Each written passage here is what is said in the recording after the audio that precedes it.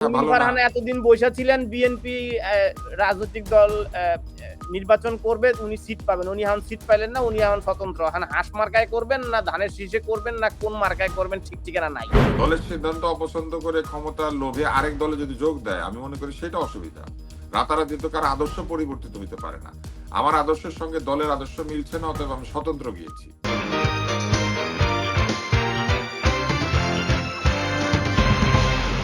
রুমিন ফারহানা এতদিন বইসা ছিলেন বিএনপি রাজনৈতিক দল নির্বাচন করবে, উনি সিট পাবেন। উনি এখন সিট পাইলেন না, উনি এখন স্বতন্ত্র। এখন হাঁস মার্কায় করবেন না ধানের শীষে করবেন না কোন মার্কায় করবেন ঠিক ঠিকানা নাই।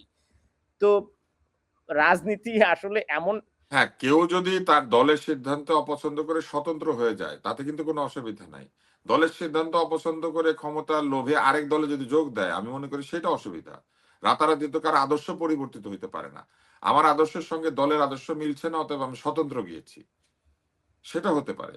কিন্তু রাতারাতি আপনি গতকাল জিন্সের প্যান্ট পরে নাইস একটা ড্রেস পরে আপনি স্যুট পরে ঘুরছিলেন, আর আপনি আগামীকাল মাথায় একটা টুপি দিয়ে চলে গেলেন ওইদিকে, তাই না? আমার এক আত্মীয়কে আমরা এরকম দেখতে পাচ্ছি, এরকম করছে আমার নিজের আত্মীয়। এই যে হ্যাঁ, তো মুক্তিযোদ্ধা মেজর আখতারুজ্জামান তো উনি আগে হ্যাঁ, তো বিএনপি সেইটা নিয়ে ছিলেন। সমালোচনা হবে। কিন্তু আক্তার যদি এখন স্বতন্ত্র হয়ে যেতেন, তাহলে তো সমালোচনা হতো না যে ওনার আদর্শ মিলে না, উনি নিজের আদর্শে আছেন।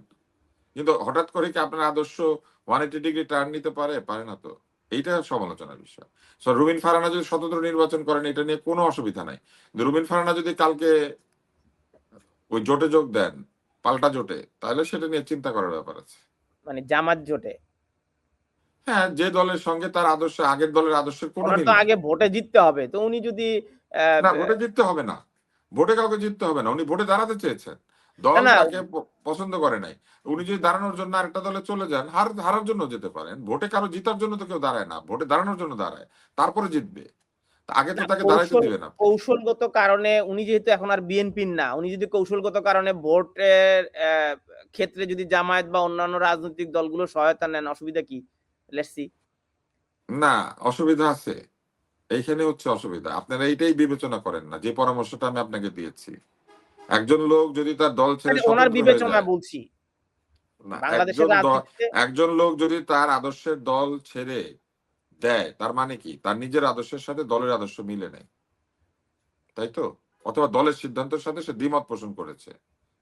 তাই তো? কিন্তু সেইজন্য সে এতদিন যে রাজনীতি করেছে, তার একদম বিপরীত মেরুর রাজনীতিতে সে যদি পরের দিন যোগ দেয়, এটারে বলে হচ্ছে পল্টি খাওয়া, ডিগবাজি দেওয়া। ওই ডিগবাজি প্রার্থী কে, আর কে নিজের আদর্শের উপরে শক্ত আছে, এই দুইটা দুই রকম প্রার্থী কিন্তু। আপনার সাথে আমি একমত, কিন্তু বড় রাজনৈতিক দলগুলো রাজনৈতিক ঐক্য গঠনের ক্ষেত্রে তার নিজের রাজনৈতিক দলগুলোই আমি তো এটাই বাংলাদেশের। বলেছি যে আপনারা এটা সমালোচনা করেন। হ্যাঁ, কে তো জিতবে হারবে এই আওয়ামী চিন্তা না লীগের করে, সাথে আওয়ামী কে লীগের সাথে জিতবে জামাতের হারবে এই জোট ছিল। চিন্তা না করে এটারে আওয়ামী ক্রিটিক লীগের করেন। সাথেও জামাতের জোট ছিল, বিএনপির সাথেও জামাতের জোট ছিল। তো বিএনপি হ্যাঁ, ক্রিটিক করেন।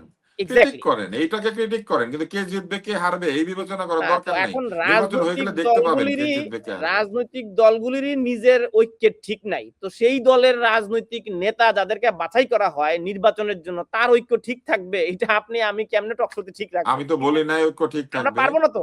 আমি বলেছি আপনাকে কে জিতবে হারবে এই আলোচনা না করে এটা আপনাকে সম্ভাবনা, পরামর্শ আমরা দিয়েছি। আমরা সম্ভাবনার আমি কথা বলছি। আপনাদেরকে পরামর্শ দিয়েছি যে সমালোচনা করেন। কে জিতবে হারবে এটা দরকার নাই। পৃথিবীতে আপনার কথা দিয়ে জনাব কে আব্দুল জিতবে কে মুত্তার, হারবে এটা ঠিক পৃথিবীতে হোক। সকল গণমাধ্যম প্রেডিকশন করে। সকল গণমাধ্যম প্রেডিকশন করে কোন রাজনৈতিক পরিবর্তন দলকে সরকার চেয়েছেন না, গঠন আমি করবে। আপনাকে একটা পরামর্শ দিয়েছি। না, আপনি আমারে অবশ্যই পুরাণ আপনার জ্ঞান না দিয়া, পরামর্শকে আমি সাধুবাদ জানাই। আপনি তবে আমাকে আমার কে কি করে বিশ্লেষণ এটা না বলে করবার আমি আপনাকে একটা নতুন কাজ করার পরামর্শ দিয়েছি। অবশ্যই আমরা সেটি করব। আপনি নিলে নিবেন, না নিলে না নিবেন। এটাই অবশ্যই, হচ্ছে পুরানা অবশ্যই। বন্দোবস্ত যেটা আপনি এখন বলছেন। সকল গণমাধ্যম প্রেডিকশন করে ভাইরাল হওয়ার জন্য, এই লোকজনকে একটু দেওয়ার জন্য। সকল গণমাধ্যম তো রাশিফল ছাপে। পৃথিবীতে আপনি এখানে দেখবেন নির্বাচনের আগে অবশ্যই সবগুলো গণমাধ্যমের জরিপ অ্যা অ্যা মানে একদমই ঠিক হয়ে যায় সেটাও সেজন্য আমি বলছি না। বলেছি যে এবার একটা নতুন কাজ করতে পারেন, ক্রিটিক করেন।